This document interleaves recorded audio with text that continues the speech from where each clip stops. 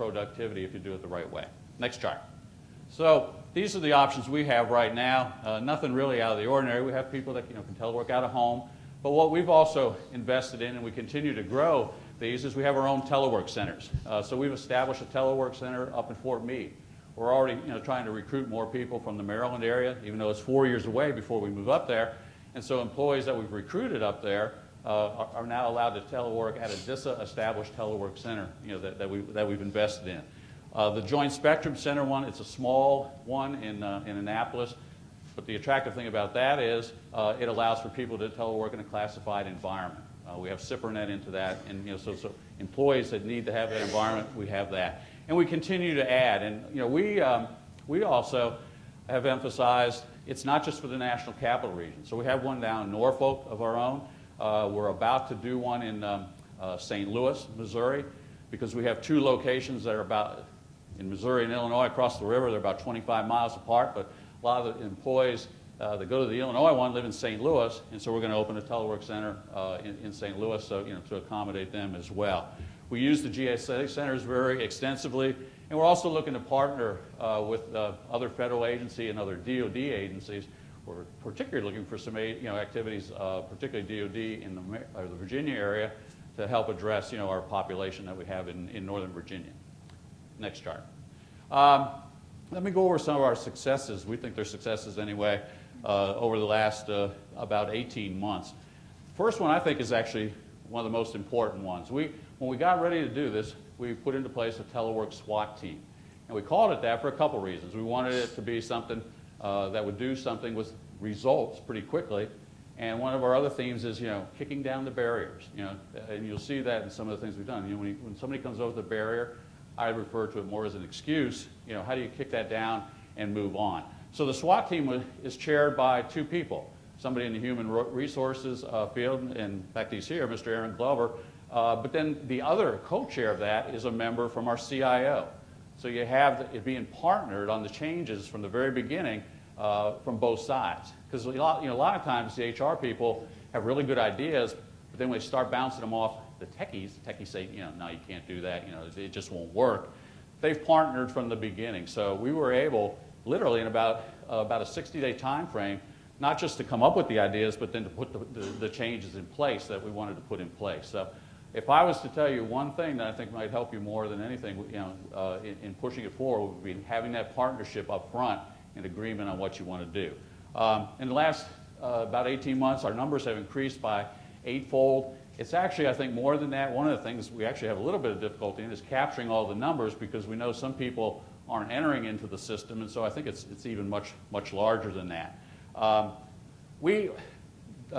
At one point then, you kind of use reverse psychology. The first time we did telework 5-6 years ago, we went out and asked people, tell us which positions are eligible for telework. And surprise, surprise, they came back with a very small number.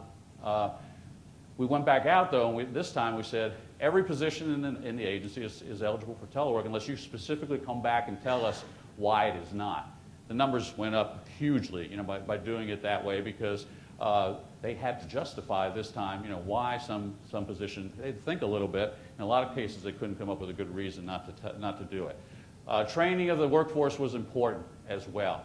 And, and I don't think I even thought about this enough in the past.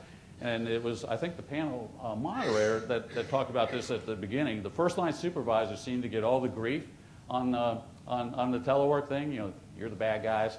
But we need to make sure that we educate the employees as well, because sometimes the employees misunderstand and they think that the rules are different and they don't have to stay connected and all those kind of things.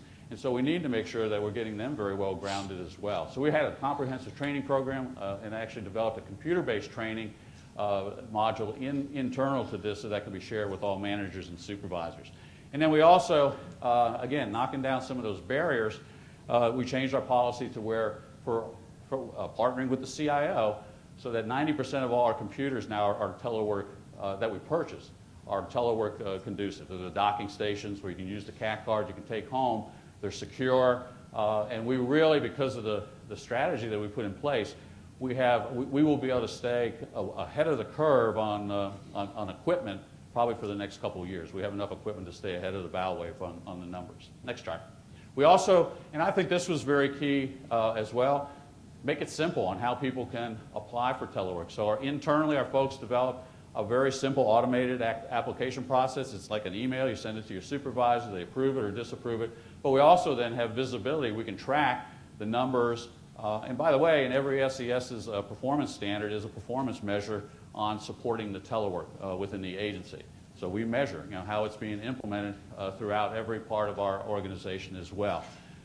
We also have a high-speed internet policy where the agency pays for 50%, both for the installation in the employee's home and then also the monthly charge for their equipment. And I think one of the other panel members talked about this.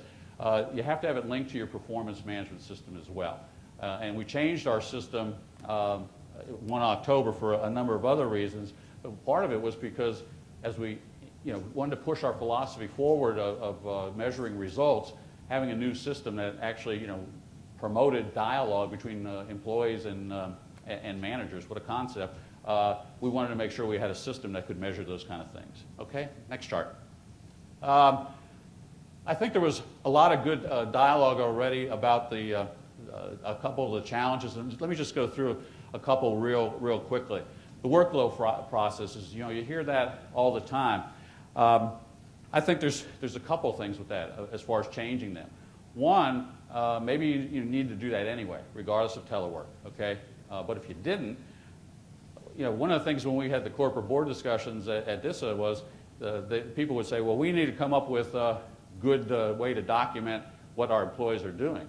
And so I asked the question, well, how are you doing that now when they're sitting in their office? And it was dead silence, So if you've got good processes and good standards in place, they will transfer over, I think, to telework. And even, the question that came up about first-line supervisors, and I think our panel member mentioned it, or talked about that very well. Some of it gets into time management. If you figure out and if you bundle up enough things that you want to do, like performance evaluations, or if you have some special kind of reports, you bundle that into the one day or whatever it is that you're going to telework, I think first-line supervisors can do that as well. In a worst case, it will keep productivity as it is now.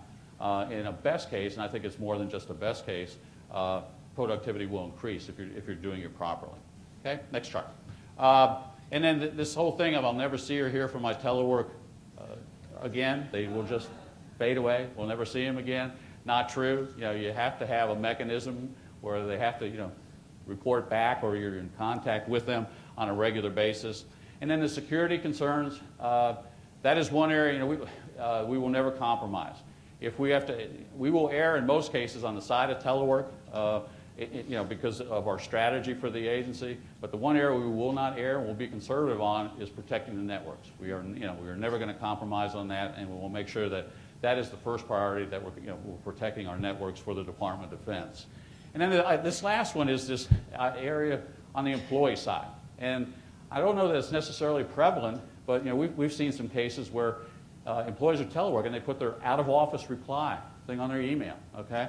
Or they say that I can't be called at home because I can't be interrupted, because I'm working at home.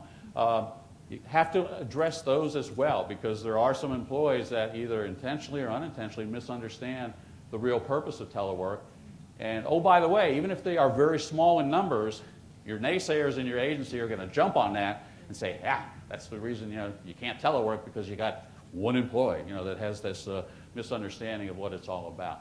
So it's not just educating the managers and the supervisors, it's really making sure that your employees understand what are the boundaries and what the real intent of telework is. Working, it's just in a different location. Okay?